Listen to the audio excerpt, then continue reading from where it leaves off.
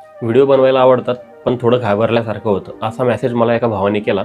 तर त्याचं उत्तर आपण 3 पॉईंट्समध्ये समजू. तिसरा पॉईंट हा सगळ्यात जास्त महत्त्वाचा आहे. पहिली गोष्ट तर घाबरल्यासारखं तर सगळ्यांनाच होतं. 10 फॉलोअर असो की 10 मिलियन फॉलोअर्स असो, सुरुवात सगळ्यांची घाबरण्यापासूनच झालेली आहे. सुरुवातीला सगळ्यांनाच भीती वाटलेली आहे. याच्यावरती एकच सोल्युशन आहे, फक्त ते म्हणजे प्रॅक्टिस. दुसरी गोष्ट म्हणजे व्हिडिओ हा रेकॉर्ड करण्या अगोदर बनलेला असतो.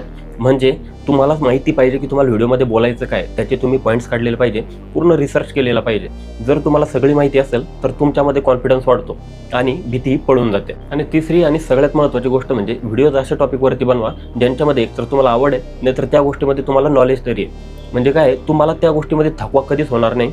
जर तुम्ही दुसऱ्यांचं बघून जर व्हिडिओ बनवणार असाल की नाही त्याची या टॉपिकवरचे व्हिडिओ चालतात म्हणून मी तेच टॉपिकवरचे व्हिडिओ बनवतो, काही दिवसांसाठी तुम्ही बनवूनही घ्याल, पण लॉंग टर्मसाठी तुम्ही हे करू शकणार नाही. आता तुम्हाला एक असाइनमेंट देतो. पुढच्या 10 दिवसामध्ये तुम्हाला दररोज 10 मिनिटं आरशासमोर बोलायचं आहे. एक टॉपिक पकडायचा आणि त्याच्यावर 10 मिनिटापर्यंत बोलत राहायचं.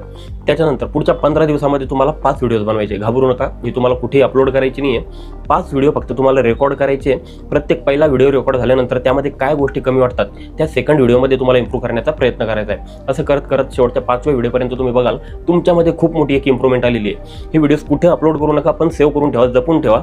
2-3 वर्षानंतर जेव्हा तुम्ही मागे वळून बघाल ना, तर हे व्हिडिओज तुम्हाला लक्षात येईल की तुम्हाला या व्हिडिओजने किती मोठा फायदा दिलेला आहे, यापासून तुमचा किती जास्त इम्प्रूव्हमेंट झालेली आहे. या भावने विचारलेले असे कुठल्याही प्रकारचे क्वेश्चन्स तुम्ही मला विचारू शकता, पण ट्राय करा की कमेंट्समध्ये विचारा. म्हणजे काय होईल, एकतर माझ्यासोबत बाकी इतरांचंही मत काय आहे ते तुम्हाला कमेंट्समध्ये कळेल आणि याच्यावरचं जे उत्तर भेटणार आहे याच उत्तराचा बाकी सगळ्यांनाही फायदा होईल.